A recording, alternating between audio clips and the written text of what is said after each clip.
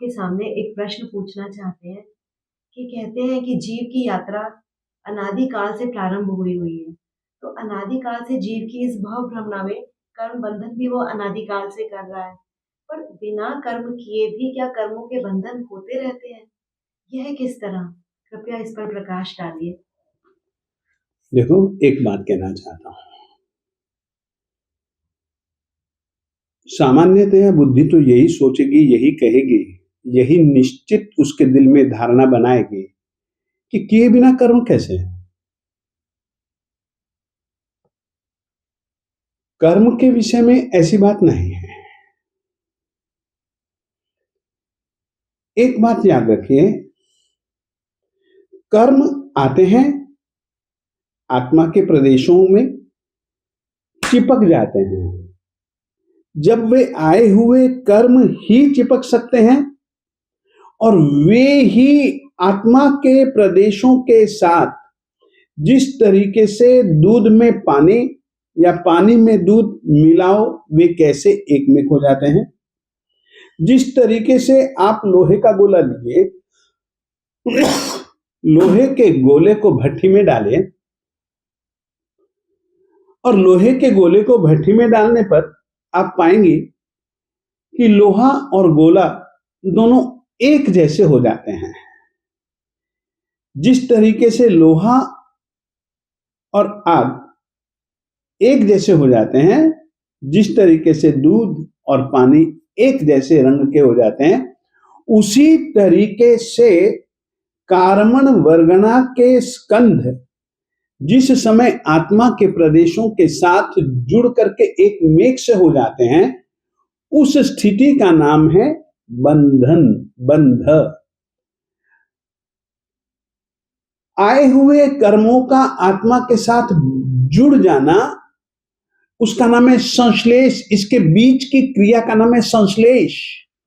जिस प्रकार से एक कागज के साथ में मुझको अगर दूसरा कागज जोड़ना हो, लिफाफे के आवरण को यदि मुझको जोड़ना हो तो बीच में एक प्रक्रिया यानी कि गूंद की जरूरत पड़ती है। गूंद के कारण से वह जुड़ जाता है, इसी का नाम होता है संश्लेष। आत्मा का प्रदेश और कारमण वर्गणा के स्कंद ये जब आपस में जुड़ जाते हैं उसका नाम है बंध। परंतु इतना याद रखिए, पूरे के पूरे लोक में, पूरे के पूरे लोक में, पूरे के पूरे लोक में वर्गणाएं हैं और पूरे के पूरे लोक में ही जीव हैं। चाहे जीव सूक्ष्म हो, चाहे बादर हो, चाहे त्रस हो, चाहे स्थावर हो, लोक से बाहर नहीं है। और इतना और याद रखिए, त्रस नाड़ी से बाहर त्रस जीव नहीं है। त्रस नाड़ी भी जो है ना, वो भी लोक के अंतर्गत है। त्रस नाड़ी के बाहर जितने भी जीव हैं वो स्थावर हैं।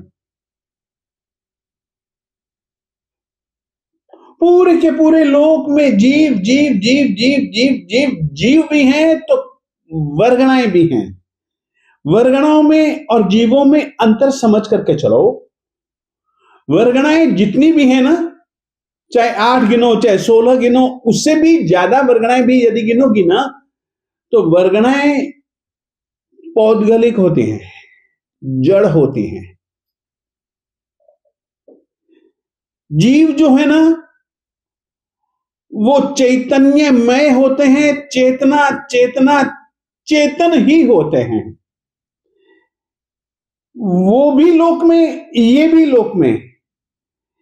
तो लोक में रहने के कारण से मैं जहां कहीं पर भी रहूंगा, यानी कि जीव जहां कहीं पर भी रहेगा, उसके इर्द गिर्द में वर्गणाएं होंगी,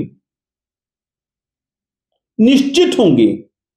वे वर्गणाएं मेरे आत्म प्रदेशों के पास में आ जाती हैं और आत्म प्रदेशों में उस समय योग क्रिया के कारण से स्पंदन होता है। स्पंदन होता है तो जिस समय स्पंदन होता है तो इर्द गिर्द में ही तो है कार्बन वर्गणाएं, वो आ करके उसके साथ में जुड़ जाती हैं। इस प्रक्रिया का नाम है बंधन, कर्म बंधन। कार्बन वर्गणा यानी कि कर्म के रूप में परिवर्तित हो सकने वाला एक मसाला, वह कार्बन वर्गणा कहलाती है। और कर्म हम उसको कहते हैं जो कि कार्बन वर्गणाएं, उन कार्बन वर्गणाओं में अच्छा फल देने की शक्ति या बुरा फल देने की शक्ति जब पैदा हो जाती है और आत्म प्रदेशों के साथ में वो जुड़ जाती है, तब वे कर्म कहलाते हैं। तो स्पंदन जो आत्मा के प्रदेशों में होते हैं वो योग क्रिया के कारण से होते हैं। जैन परंपरा में देवादिदेव जिनेंद्र परमात्मा ने नवतत्व कहे हैं। उसमें से दो बंधों, दो तत्वों की आप यदि व्याख्या समझ लेंगे ना तो फिर आपको समझ में आ जाएगा। और दोनों बंधनों के कारण पहले समझें। कर्म बंधते हैं आत्म प्रदेशों के साथ, उसमें भी जो मुख्य हेतु है, उन कहे गए 5 मुख्य हेतुओं में से या 4 मुख्य हेतुओं में से एक हेतु योग है। मिथ्यात्वा विरति प्रमाद कषाय योगा बंध हेतवः। कर्म बंधन के हेतु यानी कि मुख्य कारण अगर कोई है तो वे 5 हैं: मिथ्यात्व, अविरति, प्रमाद, कषाय और योग। ये कर्म बंधन के कारण हैं। इन 5 में से एक कारण ऐसा है जो कि आश्रव रूप है।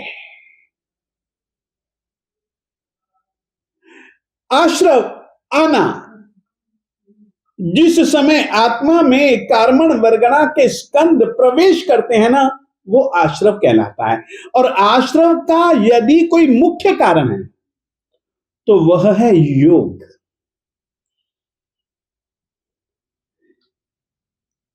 तत्वार्थ सूत्र आचार्य भगवंत श्री उमा स्वाति जी महाराज साहेब जी का एक प्रमुख ग्रंथ है। उसमें उन्होंने जैन परंपरा के नव तत्वों का बहुत विशद रूप से वर्णन किया है। वो जो तत्वार्थ नाम की पुस्तक है ना, वो सूत्र शैली में लिखी गई है।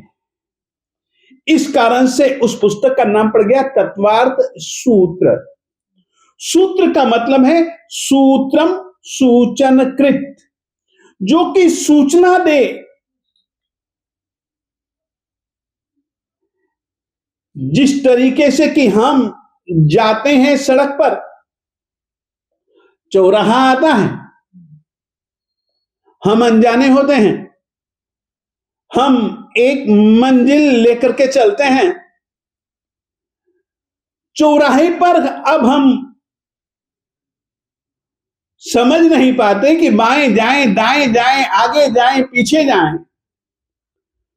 तो सरकार ने एक व्यवस्था दे रखी है कि वहां पर एक डंडा और एक डंडे के चारों तरफ कुछ इशारे, और इशारों के साथ में लिखा रहता है कि यदि मुंबई जाना हो, यदि दिल्ली जाना हो, यदि मद्रास जाना हो, यदि कलकत्ता जाना हो, तो ये सड़क बस जिस तरीके से वो केवल एकमात्र किस मंजिल की ओर जाना है तुम निर्णय कर लो।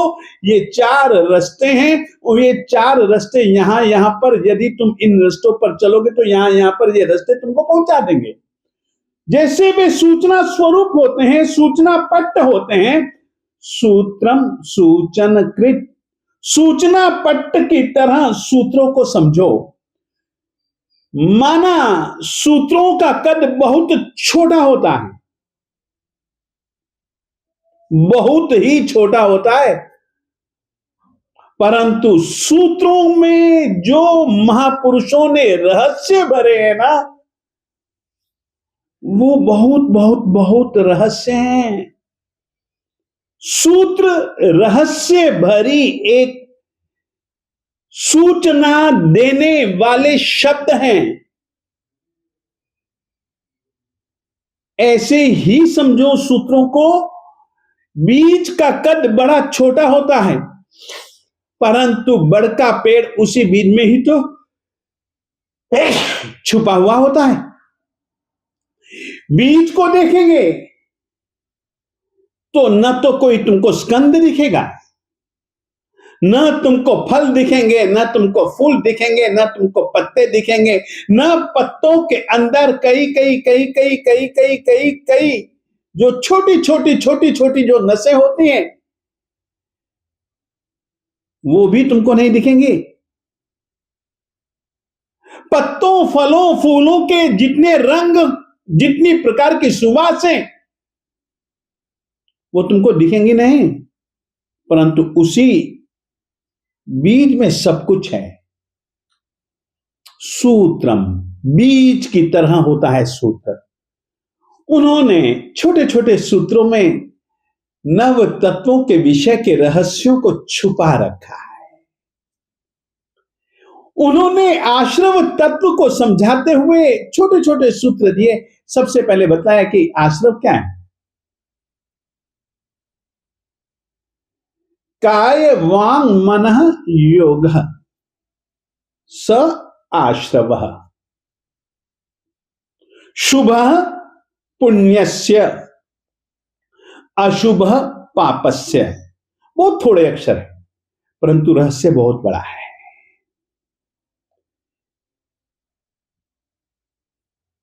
काया का योग, वाणी का योग और मन का योग,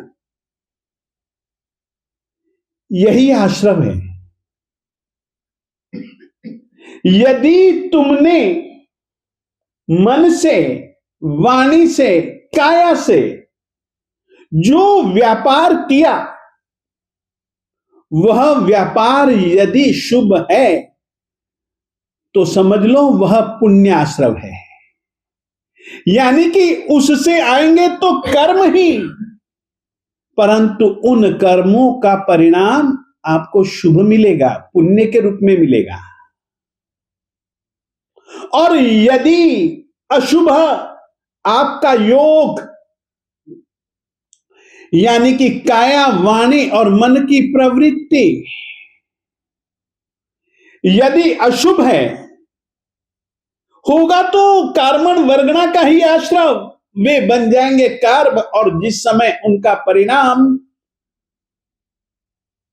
आपको भुगतना पड़ेगा तो अशुभ पापस्य, वो पाप के रूप में आपको भुगतना पड़ेगा। पाप यानी कि दुविधाएं, पाप यानी कि समस्याएं।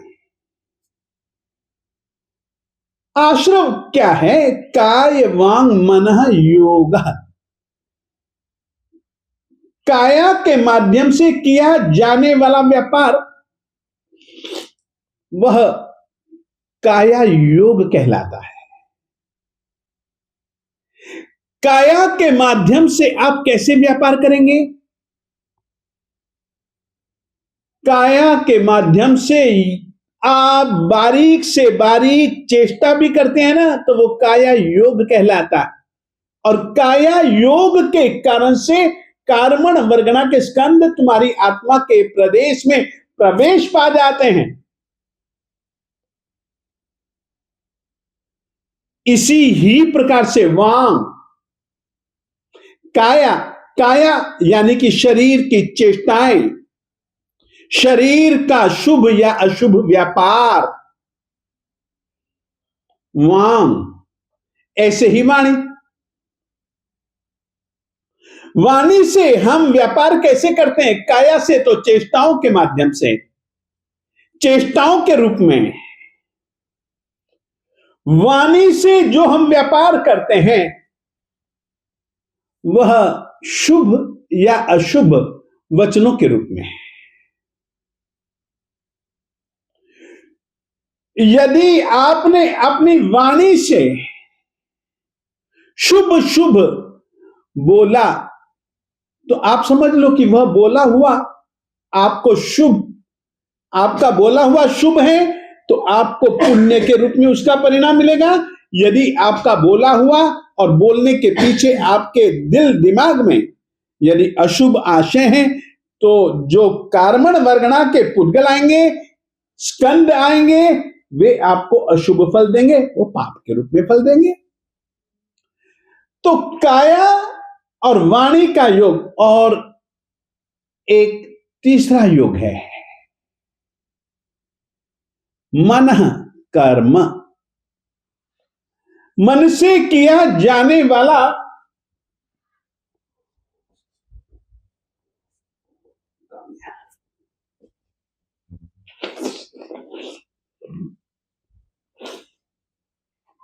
मन से किया जाने वाला जो व्यापार,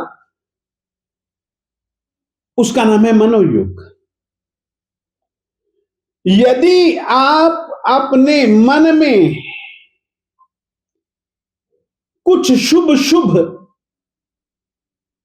सोचते हैं, मनन करते हैं, तो समझ लो कि वह पुण्याश्रम हो गया, और यदि वह बंद भी हुआ तो पुण्य बंद हुआ। ऐसे ही यदि अशुभ करते हो तो फिर वह पाप का कारण है। जब से योग है ना, तब से आश्रम और बंद है।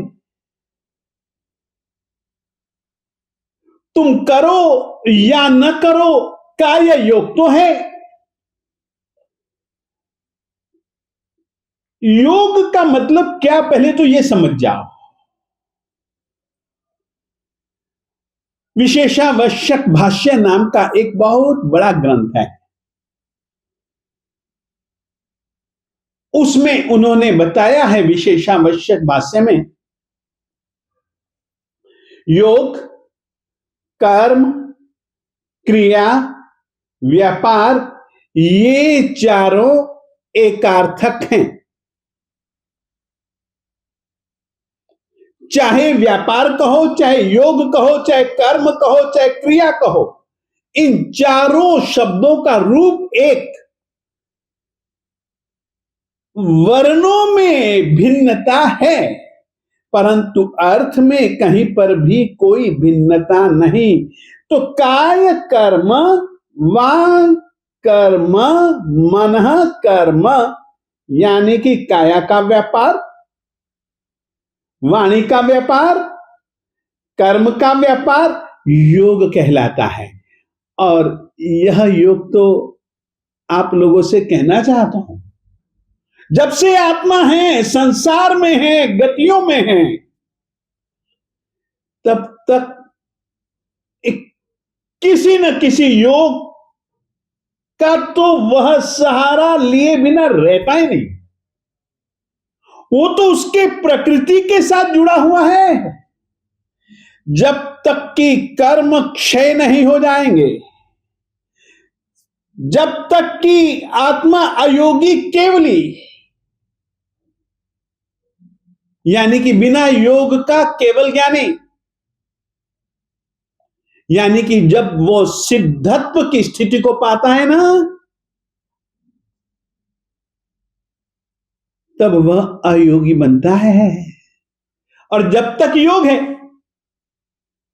माना योगों की दुनिया को यदि हम देखें,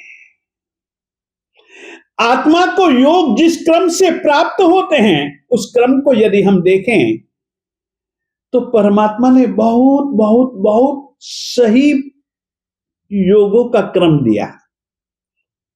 पहला योग काय योग,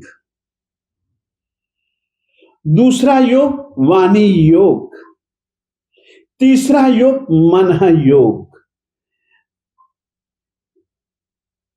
सबसे पहले काया योग। याद रखो, जिस समय आत्मा एक पर्याय से दूसरी पर्याय में जाता है, यानी कि यहां तो मरा, वहां पर पैदा हुआ, तो सबसे पहले क्या करता है? आहार। वो एक समय के लिए पर्याप्ति पूरी, फिर अंतर मुहूर्त के लिए शरीर। शरीर कहो, काया कहो, एकार्थक है।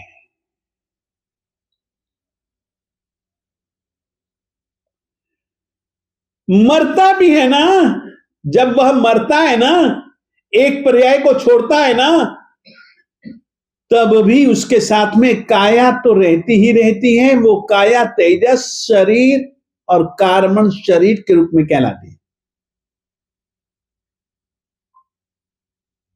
तो शरीर योग तो है ना, काया योग तो है ना, उससे तो उसका कर्म बंधन चालू, कर्माश्रव चालू है ना।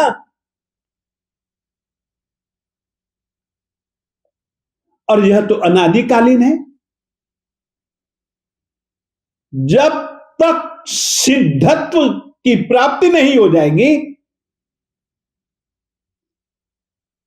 तब तक योग है। योग है तो कर्म है। अतः कर्म और आत्मा का संबंध अनादिकालीन, आगे पीछे, पहले बाद में, ये आत्मा और कर्म का गणित नहीं है। आप लोगों की बुद्धि का गणित हो सकता है।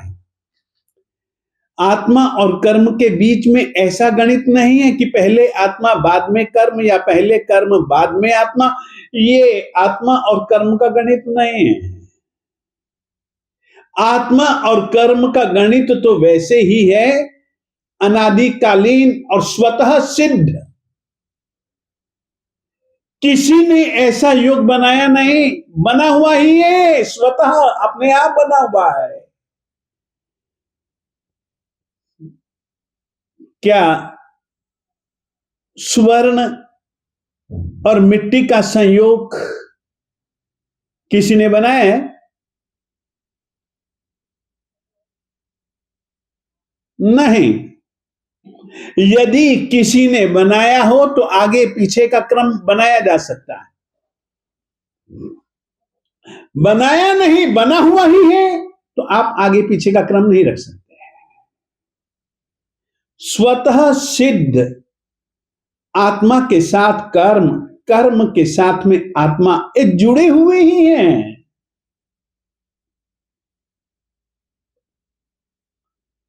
अतः अनादिकालीन जो हमारे परमात्मा कहते हैं, हमारी बुद्धि में उतरे ऐसा कोई जरूरी नहीं।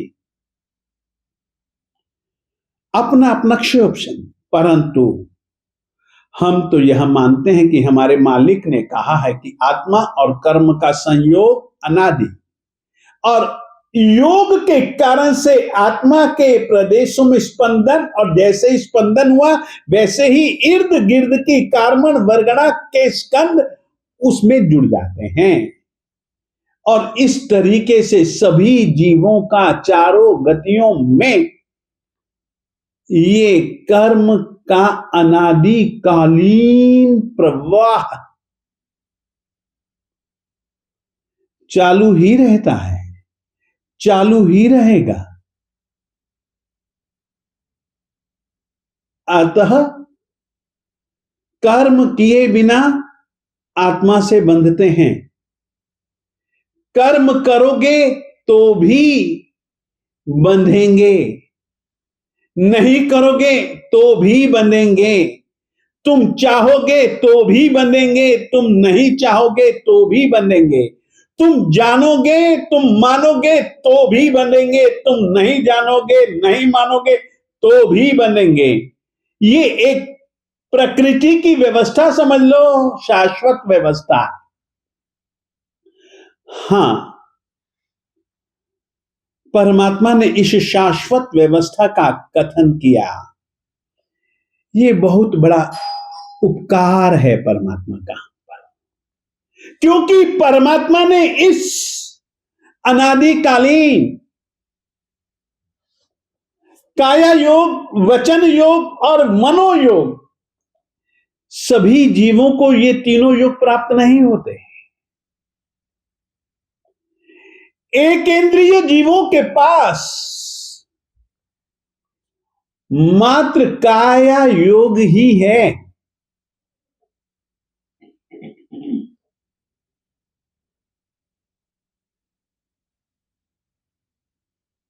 फिर उसके बाद अपन देखें, द्विंद्रिय, त्रिनेंद्रिय, चौरेंद्रिय और असंगी पंचेंद्रिय। द्विंद्रिय, त्रिंद्रिय, चौरेंद्रिय तो असंगी ही होते हैं ना, परंतु उनके पास में रसना इंद्रिय आ गई, तो रसना इंद्रिय आ गई तो वचन योग आ गया। एक बात और कह देना चाहता हूं, जिनके पास काया योग, मात्र काया योग है, वचन योग या मनोयोग नहीं है, वे भी जीव कर्म बांधते हैं, कर्म उनके साथ में बंधते हैं, बंधते हैं, बंधते हैं। मात्र काया योग के कारण से उनका जो कर्म बंधन की जो स्थिति, प्रकृति आदि बहुत मंद होती है, बहुत थोड़ी होती है। द्विंद्रिय जीव जो कर्म बांधते हैं, उनकी स्थितियां एक इंद्रिय जीवों के कर्मों की अपेक्षा अधिक होती है। और दोनों योगों के साथ जिस समय मन योग भी जुड़ जाता है ना, तब उत्कृष्ट स्थिति वाले कर्म बनते हैं, बंध सकते हैं। असंगी पंचेंद्रिय जीव हो, उनके पास मनोयोग नहीं है, उनके पास में मात्र काया योग और वचन योग है। वो उन दो योगों से इतने कर्मों का बंधन नहीं कर सकते जितने कि मनोयोग के जुड़ जाने के कारण, योग जुड़ जाने के बाद होता है। अतः योग तो जुड़े हुए हैं, माना एक केंद्रीय जीवों के साथ मात्र काया योग। क्यों?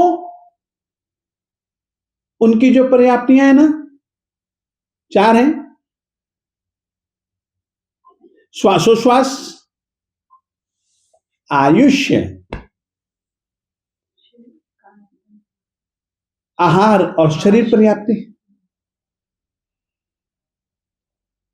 ये जुड़ जाते हैं ना, तो फिर कर्म बंधन चालू ही है, और ये तो हमेशा से साथ में है भाई, ये तो जुड़े हुए ही हैं। हां, यह अनादिकालीन व्यवस्था का अंत किया जाता है, और उसके लिए भी परमात्मा ने व्यवस्था दी है, विरति धर्म। योगों के कारण से कर्मों का आश्रय भी और कर्मों के बंधन में भी एक हेतु योग है। मिथ्यात्वा विरति प्रमाद कषाय योगा बंधे तब। जिस तरीके से योग एक हेतु है बंधन के हेतुओं में से, वैसे ही अविरति भी एक हेतु है। अविरति का मतलब क्या?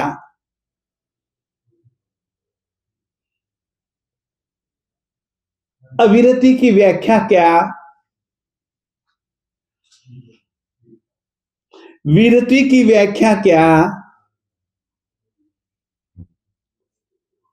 आचार्य श्री उमा स्वाति जी महाराज साहेब जी ने विरति यानी कि व्रत, विरति को ही उन्होंने व्रत कहा है।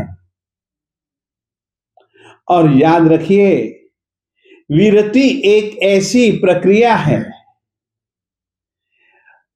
ये परमात्मा का अनंत अनंत अनंत अनंत अनंत परम अनंत हम जीवों पर उपकार है कि उन्होंने विरति को धर्म के रूप में प्रस्तुत किया।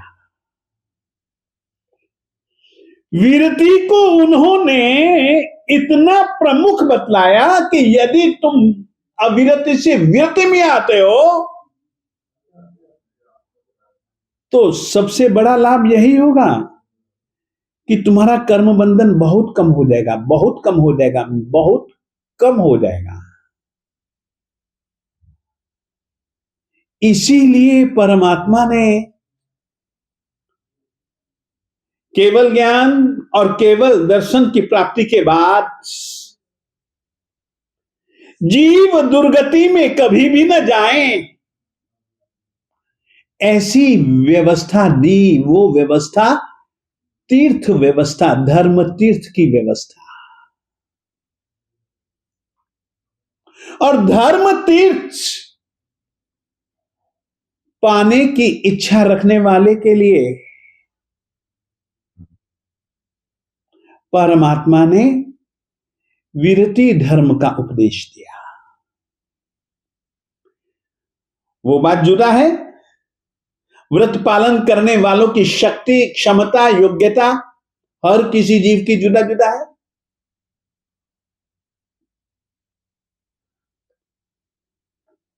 फिर भी जो श्रमणियां हैं, उसके लिए परमात्मा ने महाव्रतों की व्यवस्था दी। वे बड़े जांबाज होते हैं, शक्तिमान होते हैं। जल्दी से जल्दी, जल्दी से जल्दी, जल्दी से जल्दी जो कर्मों का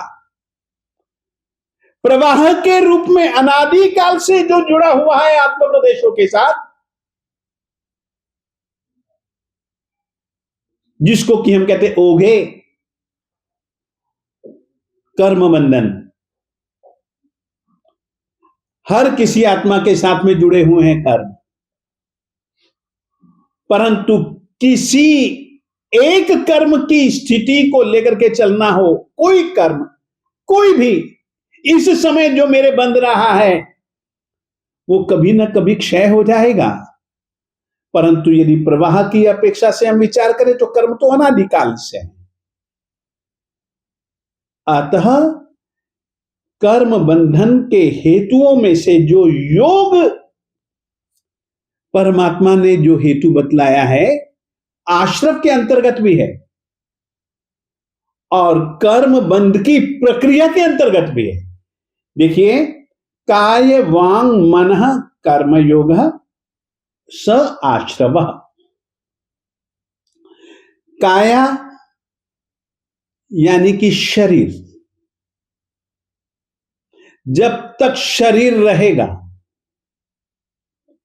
यानी कि नाम कर्म का परिणाम शरीर, जब तक आत्मा के प्रदेशों के साथ नाम कर्म जुड़ा रहेगा, तब तक समझ लो हमेशा आत्मा के साथ शरीर ने तो रहना है, रहना रहना है। शरीर रहेगा तो उसका योग यानी कि उसका व्यापार रहेगा। काया का व्यापार रहा तो कर्म बंधन तो होगा। जरूरी नहीं कि उसके पास में वाणी योग भी हो और मन योग भी हो। एक इंद्रिय जीवों के पास कहां वाणी योग, कहां मन योग, काया योग तो है ना। काया योग यानी कि क्या, कभी सोचा? इंद्रियां जुदा हैं, काया जुदा है।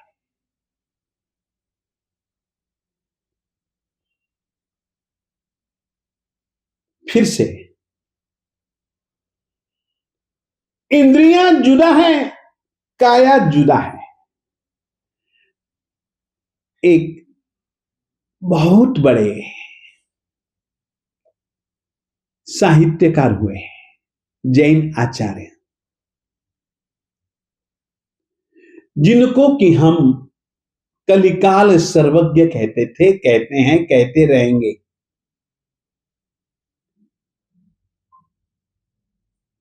शिक्षा की, विद्या की ऐसी कोई भी विधा नहीं जिस विधा के ऊपर कलिकाल सर्वज्ञ गुरु जी ने अपनी कलम न चलाई हो, अपनी वाणी से बोल न बोले हों, ऐसी कोई भी विधा नहीं।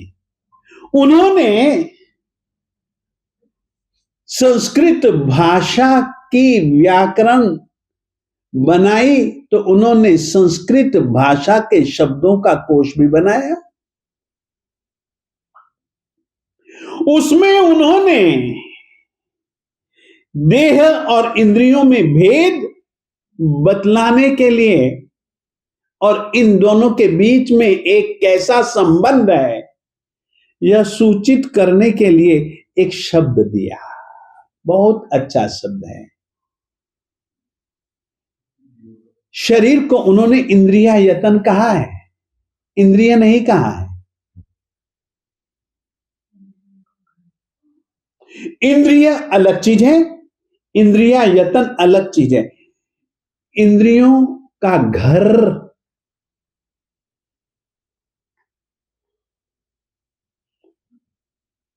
शरीर तो यहां से लेकर के यहां तक है।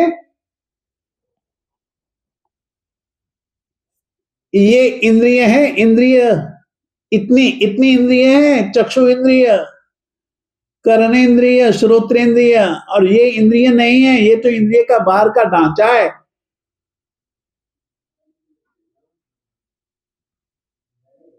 तारा तारा तारा के बीच में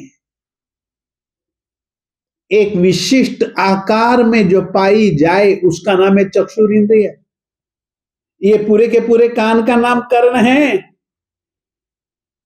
परंतु कर्णेंद्रिय, श्रोत्रेंद्रिय, इस कान के अंदर एक विशेष आकार में जो एक यंत्र पाया जाता है जिसको कि हम विषय ग्रहण करने वाली भावेंद्रिय कहते हैं, उसका नाम है श्रोत्रेंद्रिय।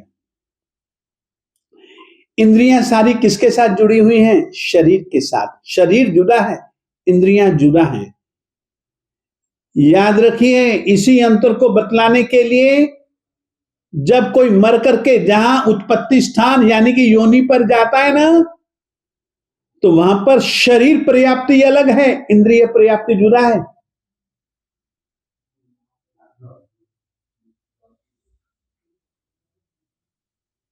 इंद्रिय पर्याप्ति के माध्यम से 5 इंद्रियां मिलती हैं, तो शरीर पर्याप्ति से 5 शरीरों में से कुछ शरीर मिलते हैं। मैं आदमी हूं तो मेरे साथ में 2 शरीर तो हैं ही, तेजस कार्बन हमेशा के लिए हैं, जब तक कि मुक्ति में नहीं जाऊंगा तब तक के लिए। अब मानव हूं तो मेरे साथ में औदारिक शरीर नया जुड़ जाएगा। देवता हूं या नारकी हूं तो वैक्रिय शरीर जुड़ जाएगा। आदमी हूं या त्रियंच तो औदारिक शरीर जुड़ जाएगा।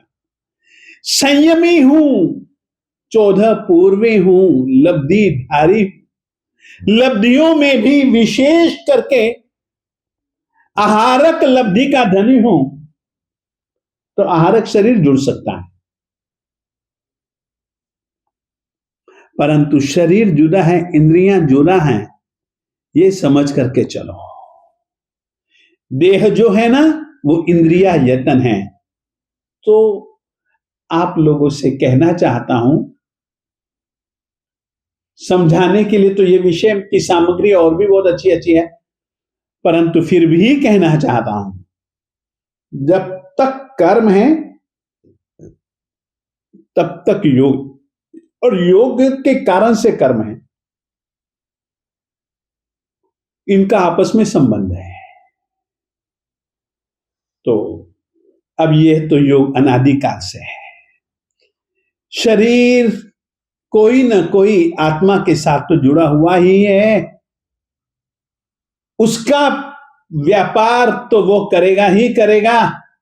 व्यापार करेगा तो कर्म का आश्रव भी होगा और कर्म का बंधन भी होगा, और यही कर्म का आश्रव, कर्म का बंधन चारों गतियों में जीव को तब तक रुलाएगा जब तक के 8 कर्मों का क्षय नहीं हो जाएगा। 8 कर्मों के क्षय का नाम ही तो शरीर का अंत है।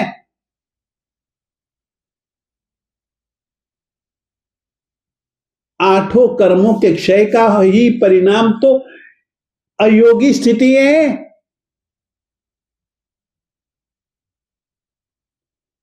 केवल ज्ञानी को भी कर्मों का बंधन होता है, जैन आगम बिल्कुल स्पष्ट रूप से कहते हैं। तो आगमों के अनुसार तो इस रीति से आत्मा के साथ जो जुड़े हुए शरीर, उसका नाम काया योग और काया योग कर्माश्रव का कारण, कर्म बंधन का भी कारण, योगों को आश्रव के हेतुओं में से भी और बंध के हेतुओं में से भी गिना है। इस कारण से ये कर्म और आत्मा का चक्कर तो अनादिकालीन है, शाश्वत है, यानी कि लंबे काल से समय आ रहा है, शाश्वत तो नहीं है।